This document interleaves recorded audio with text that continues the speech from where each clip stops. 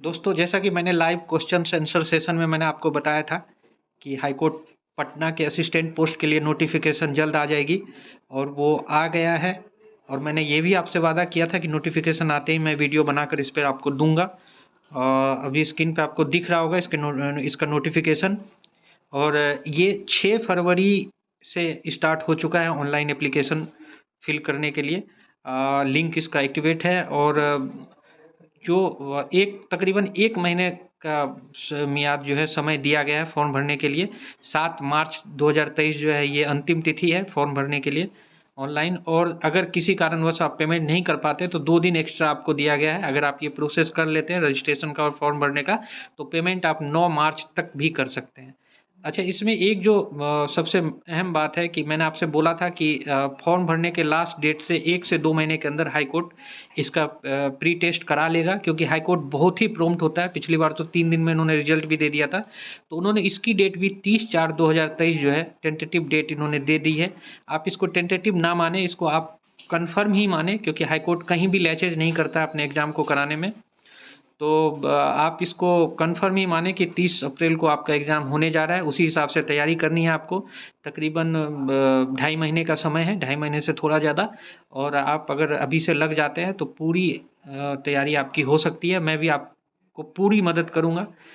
इस पे मैं जो है वीडियो भी लेता आऊँगा और मैं इस पे वीडियो भी बनाऊँगा। और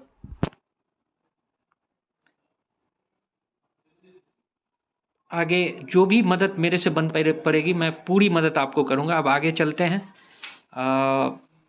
स्क्रीन पे। अब आगे जो दिया हुआ है, इन्होंने देखिए वाइपर किट करके पोस्टें दी हुई है टोटल। रिजर्वेशन पूरी तरह से लागू है और नई कैटेगरी ईडब्ल्यूएस हो या महिला रिजर्वेशन हो, सब इन्होंने दिया हुआ है। तो अब नीचे आते हैं और देखते हैं कि कितनी सीटें हैं। देखिए, अनरिजर्व्ड के लिए 236+2 यानी 238 सीटें हैं। 2 सीटें बैकलॉग की, यानी जो पिछली सीटें रह गई थी पिछले वैकेंसी में, वो ऐड किया हुआ है उन्होंने। तो अनरिजर्व्ड 236+2 238 सीटें हैं कुल, जिसमें से 76 सीटें महिलाओं के लिए आरक्षित हैं। देखिए, ये 76 सीटें अलग से नहीं है, 236+238 यानी 238 में से 76 सीटें सिर्फ महिलाओं के लिए आरक्षित हैं। इसी तरीके से शेड्यूल कास्ट एससी के लिए 88 सीटें हैं कुल, जिसमें से 33 सीटें महिलाओं के लिए हैं। शेड्यूल ट्राइब्स एसटी में 5 सीटें हैं, 2 सीटें महिलाओं के लिए आरक्षित हैं। ईबीसी 99 सीटें हैं, इसमें से 39 सीटें महिलाओं के लिए आरक्षित हैं। बीसी कैटेगरी में 66 सीटें हैं, 22 सीटें महिलाओं के लिए आरक्षित हैं।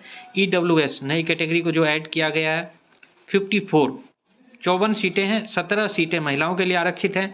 अब टोटल सीटों की बात कर ली तो 548+2 बैकलॉग वाली एंट्री मिला के कुल 550 सीटें हैं, जिसमें से 189 189 सीटें, इस 550 में से 189 सीटें महिलाओं के लिए खाली आरक्षित है। और नीचे अगर आप देखेंगे तो उसमें हॉरिजेंटली जो है ओएच में ऑर्थोपेडिकली जो हैंडीकैप हैं उनके लिए सीटें आरक्षित हैं। तकरीबन अभी आपको स्क्रीन पर दिखेगा, वो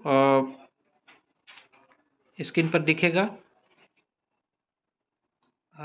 ये आपको देख रहे हैं कि 22 सीटें आप देख पाएंगे कि 22 सीटें जो है ये हॉरिजेंटली जो है ऑर्थोपेडिकली हैंडीकैप्ड के लिए आरक्षित है। मतलब इनमें से 550 में से 22 सीटें जो है वो ओएच कैंडिडेट के लिए आरक्षित हैं।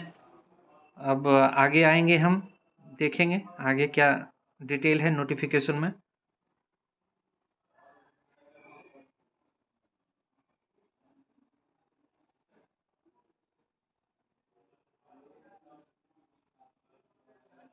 देखिए, ये आप क्लियरली देख रहे हैं कि ये जो अलग से है 76 33 2 39 22 17 और कुल 189 सीटें 189 सीटें, ये इसी 550 में से है। अगर मान लीजिए जनरल के लिए 238 सीटें हैं तो वो 76 सीटें जनरल महिलाओं के लिए है, तो कोई भी महिला उसमें से क्वालिफाई करेंगी। और एससी के लिए 88 है, तो उसमें से 33 सीटें जो है वो आरक्षित हैं। तो ये अलग से सीटें नहीं है, ये आप देख लीजिएगा कि 189 जो है ये 550 में से ही आरक्षित है। वैसे आप लोग जान ही रहे होंगे, लेकिन बहुत लोग हैं जिनको कन्फ्यूजन होती है, उनके लिए मैं ये बता रहा हूँ। अब आगे चलते हैं।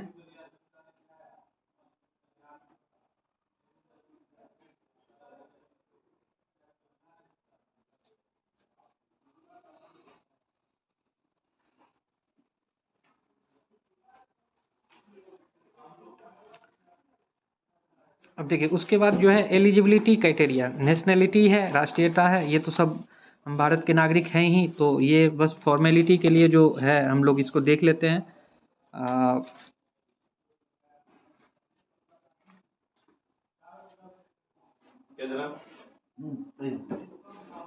तो ये एलिजिबिलिटी क्राइटेरिया में मैं बता ही रहा हूँ कि ये नेशनलिटी जो है ये तो बस आप ये मान के चले कि ये तो बस फॉर्मेलिटी है, क्योंकि हम सभी इंडियन हैं ही। और फिर दूसरी जो है वो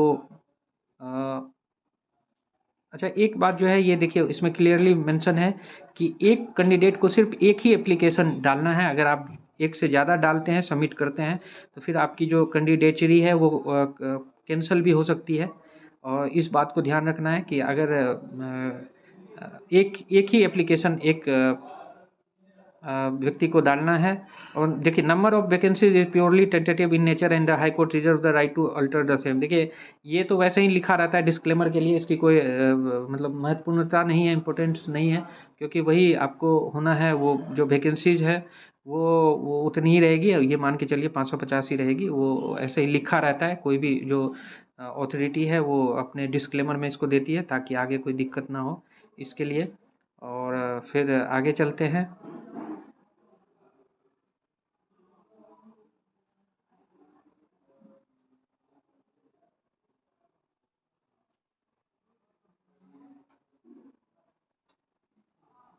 देखिए अब फिर मिनिमम क्वालिफिकेशन जो है उसको मैं बताऊंगा आपको एलिजिबिलिटी क्राइटेरिया के अंदर। फिर कैरेक्टर जो है एक आप ये देख रहे होंगे कैरेक्टर, तो ये भी है कि अच्छे कैरेक्टर का होना चाहिए। ये तो किसी भी जॉब में ये भी एक डिस्क्लेमर रहता है।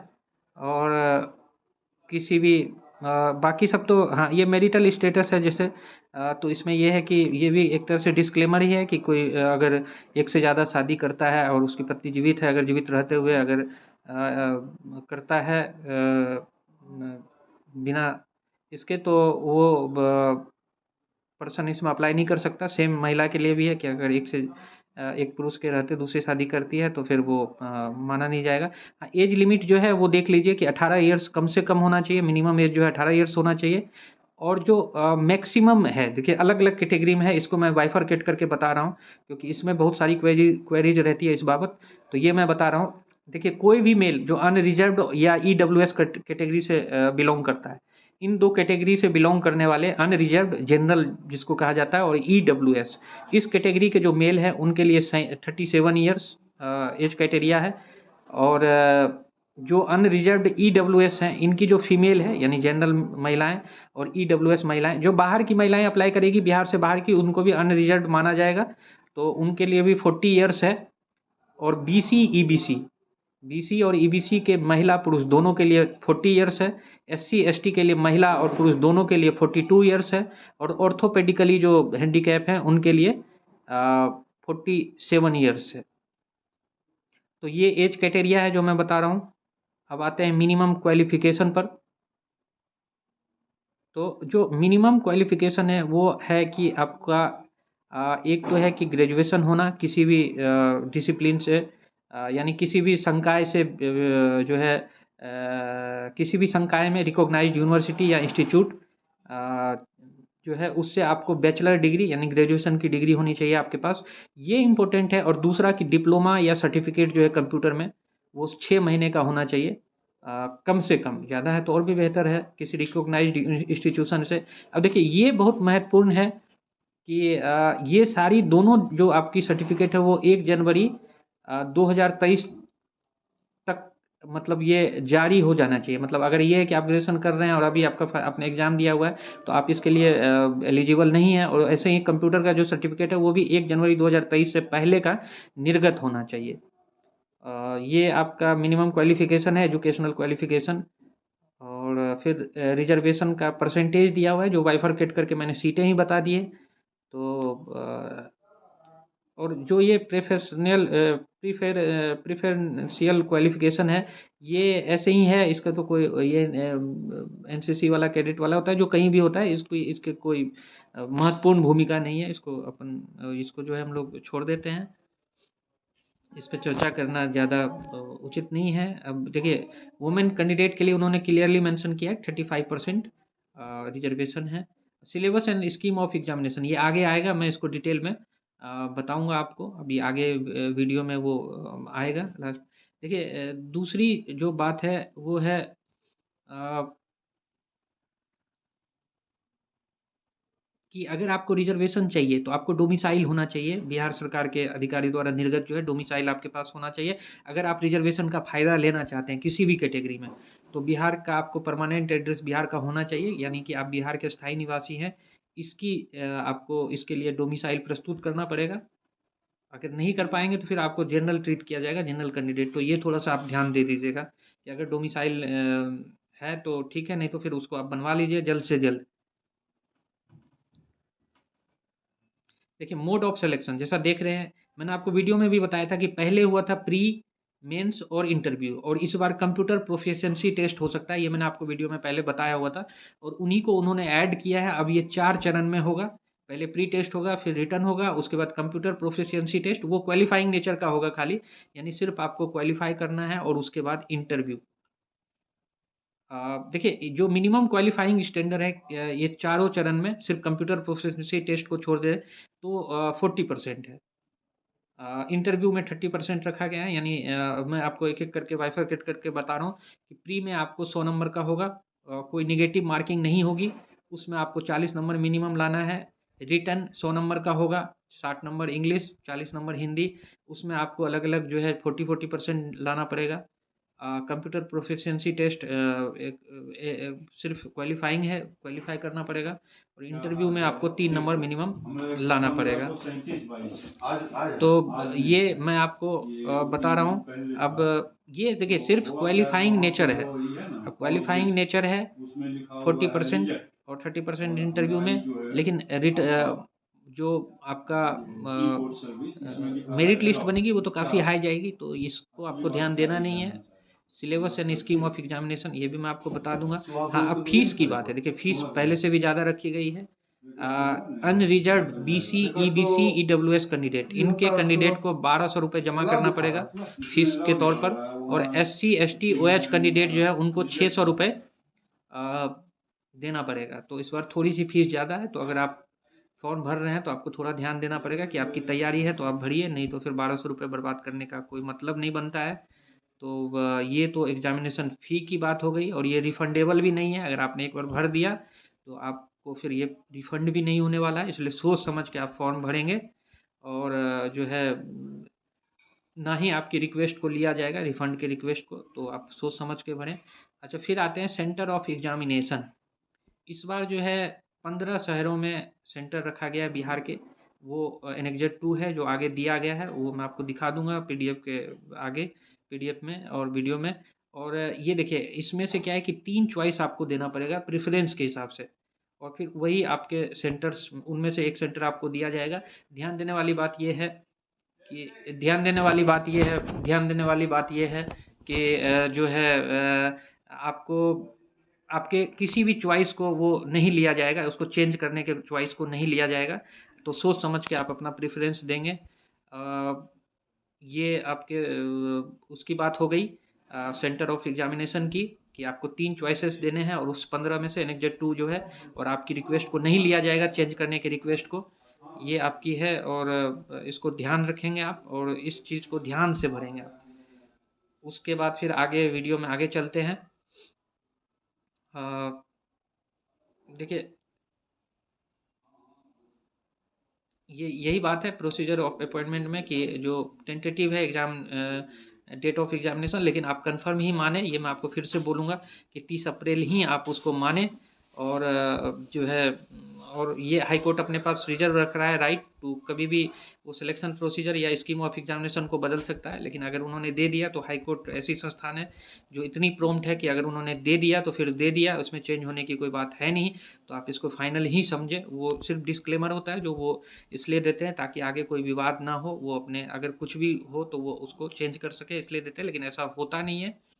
और फिर उन्होंने वही बताया है कि सिलेक्शन किस तरीके से होगा, पहले प्री होगा और फिर उस हिसाब से होगा। अच्छा देखिए print out of online application, ये आपके पास होनी चाहिए, आप रख लीजिए। इस बार डॉक्यूमेंट भी बहुत सारे उन्होंने मांगे हैं, अपलोड करने के लिए, वो सारी डिटेल मैं बता दूंगा। एक वीडियो जस्ट इसके बाद आएगी जिसमें मैं रजिस्ट्रेशन प्रोसेस के रिगार्डिंग बताऊंगा, रजिस्ट्रेशन करते हुए प्रैक्टिकली, और रजिस्ट्रेशन की सारी प्रक्रिया को कंप्लीट दिखाऊंगा आपको उसमें कि कैसे रजिस्ट्रेशन करें। और फिर उसमें ये भी दिखाऊंगा कि रजिस्ट्रेशन के बाद फॉर्म फिल करने की क्या प्रक्रिया है, ताकि आप तैयार रहें।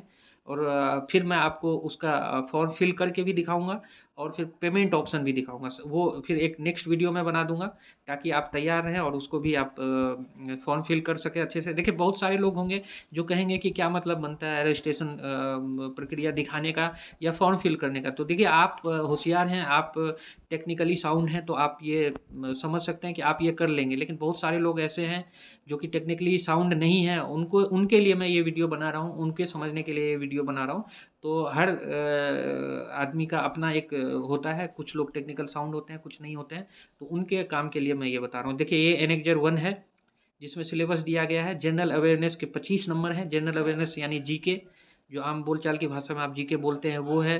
फिर रीजनिंग एंड क्वांटिटेटिव एप्टीट्यूड जो है वो 25 नंबर का है।